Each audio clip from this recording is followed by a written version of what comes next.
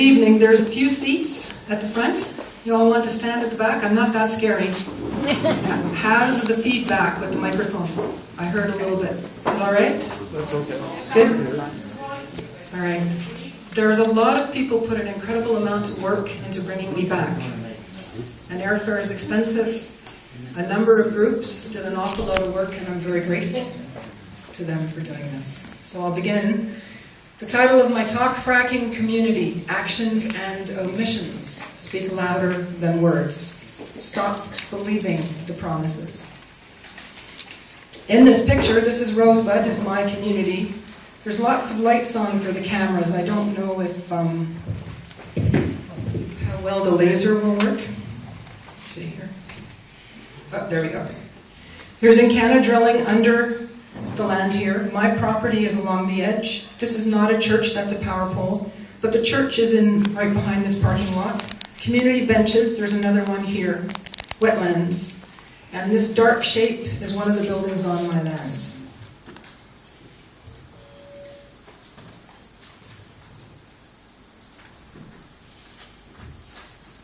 Laws and regulations do not protect us. This is my experience from the new brute force fracking. It is not the same thing they started in the 40s and 50s. Not even the best in the world that we have in Alberta. And my remote doesn't want to work. It worked before. Anybody not know where Rosebud is?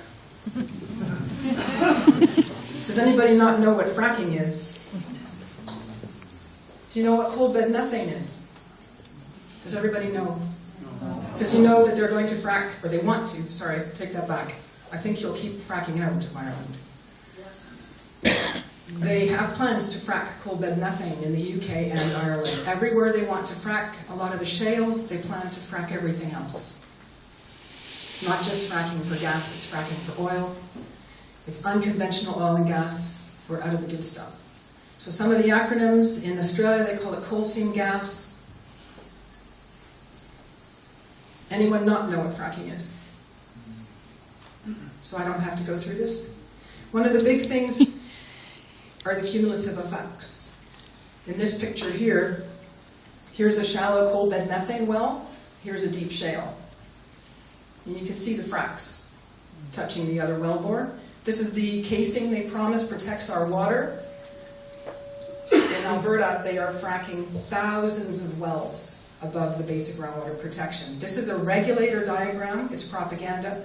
They're still lying to the Alberta public and trying to make Albertans believe they're only fracking below the freshwater zone. This is where the fresh water is. In my community, here's a water well, Encana fracked right into our water supply. A few of the key players. Encana is the company that I am suing for fracking and contaminating the water in my community. After we filed the first legal papers, they split off their riches and put it into Synovus. Our energy regulator, the Utilities Board, after they were caught breaking the law and spying on innocent Albertans, the government changed their name to the Resources Conservation Board. Very important laws got passed, or a new law got passed last year. They are going to change the energy regulator name again. And what's new, and we, my lawyers and I, believe in direct response to my lawsuit, they are now putting omissions into their immunity clause. As of June 2013, there will be no Albertan can do what I am doing with my lawsuit. This is important because everywhere they frack, they will copy the laws that allow fracking to go unhindered. And they cannot frack safely or responsibly. So they have to take the laws and regulations away while they promise you best in the world regulations and laws. Our water regulator, they keep changing names so much that pretty soon I won't have room on the slide. They can be sued, but they are now being put under the umbrella. They're being swallowed up by this new regulator, and they will be completely immune from lawsuits. They're supposed to protect our fresh water. I am suing both the regulators. Our research council is also part of the story, and they too changed names, and Encana has a little bit of a connection there I'll tell you about later. Now, a little bit of research that I've been uncovering since I got fracked. Most of this stuff is really hard to find. In Saskatchewan, they looked at about 1,000 water wells and springs. Most of them had no detectable methane.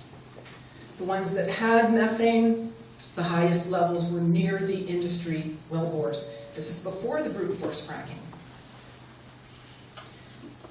The samples that did have methane, most of them were at less than 0.3 milligrams per liter. I'll remind you of that later on.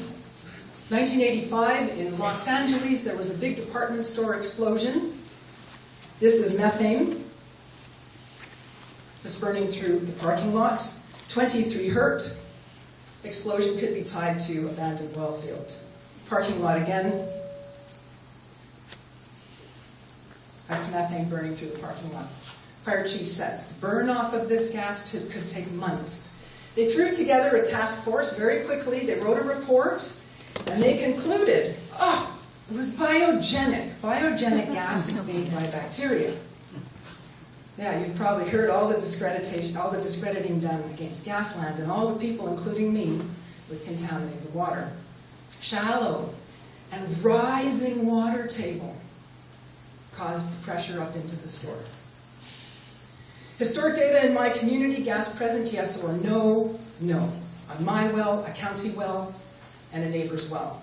This is the record from my water well in 1986. This yellow here is important. That's the name, the date. I blew up the important part. My legal team looked at 2,300 such historic records before the shallow fracking experiments began. Most of them had no gas present other than methane. Just 4 reported it. That's only 0.17%. EPA, 1987, you probably all know about this. How many times were we lied to? I think myself over 1,000 times. There's never been a documented case. The regulators in the industry knew about this. And the company that was involved in this mess, they planned to frack the oil and gas barons of Calgary, and boy, oh boy, are they upset. They don't want to get fracked. So our Minister of Energy, they've been protesting. I think 200 Albertans showed up with placards, believe it or not, protesting, and I wasn't even there. They now have the Minister of Energy in Alberta doing an urban oil field policy, or an urban oil policy or something. Us rural people, we don't get that. What's important about when they exposed this case, hundreds of gag orders, hundreds of other contamination cases, sealed with a bit of money. I believe they need to be made illegal. Big oil uses them a lot. Water moves. I will not sign a gag order with my lawsuit. I plan to go all the way because water is much too important. Research by Husky in 1993 on industry's gas migration, not nature's. Big problem, they concluded, expensive to fix, difficult to completely stop. These are signs in my community. This is not Huskies. They have to put the legals of all the gas wells and oil wells. That's their sort of address. Unprecedented cumulative impact. Unprecedented number of holes they are drilling with unconventional oil and gas. 46% of Husky's wells tested, or the energy wells they tested, were leaking. And in their report is this quote, I'd like you to think about this through this talk, when did they decide to blame nature for industry's gas migration problem? I always believed it was with this Husky report. Because of this quote, could some part of the problem be attributable to swamp gas using the energy well bores to go up into groundwater? So they already knew in the 90s, but I think they already knew in 85 when they blamed bacteria for the gas explosion in Los Angeles. U.S. Geological Survey did a very important study in response to many water wells that went bad from coal bed methane. They did not find nature to blame. Gas well annuli are more important than natural fractures for the upward movement of gas. This study and the writer have been put into the closet. You never hear about this study. more Encana gas wells in my community. Man-made migration pathways probably caused most of the near-surface gas to the study area. Our big oil and gas lobby group, CAP, they too studied it. They used the Saskatchewan Research Council multi-year study, and they even titled their paper, Migration of Methane from Groundwater into Groundwater from Leaking Energy Wells. Doesn't say nature. They did the same thing my legal team did, but they used the Alberta Water Regulator. They looked at 24,000 records, and before oil and gas, less than 0.1% reported gas present. After oil and gas, 0.17%. That's the same percentage my legal team found in the records they looked at around my water well. We've been surrounded by oil and gas for years, but all of this is before the brute force fracking. I consider this very important baseline. These are the results before oil and gas, those are after. They concluded that this is very important data as water used in the region for methane in it. Most of the water wells did have methane. The two highest were just over 1, and most were less than 0.05. They had put into their report that the methane can move into aquifers and through them. This is how they thought that could happen in those days. There's the 3 dotted lines showing the pathways.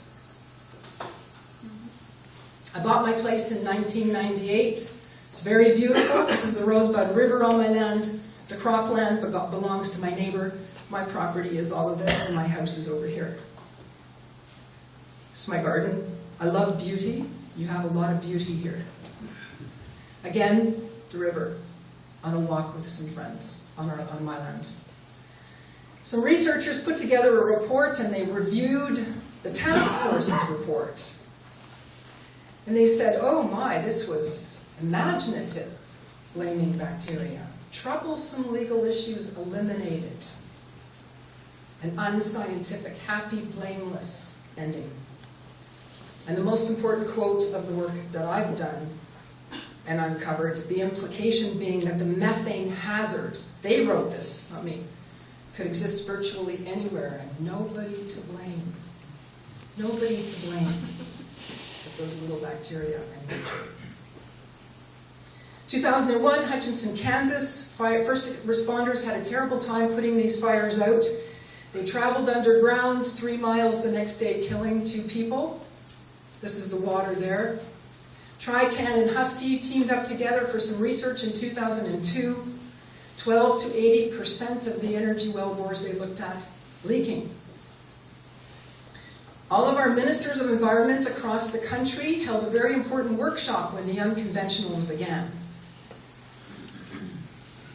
Real threat. They didn't say it's perfectly safe.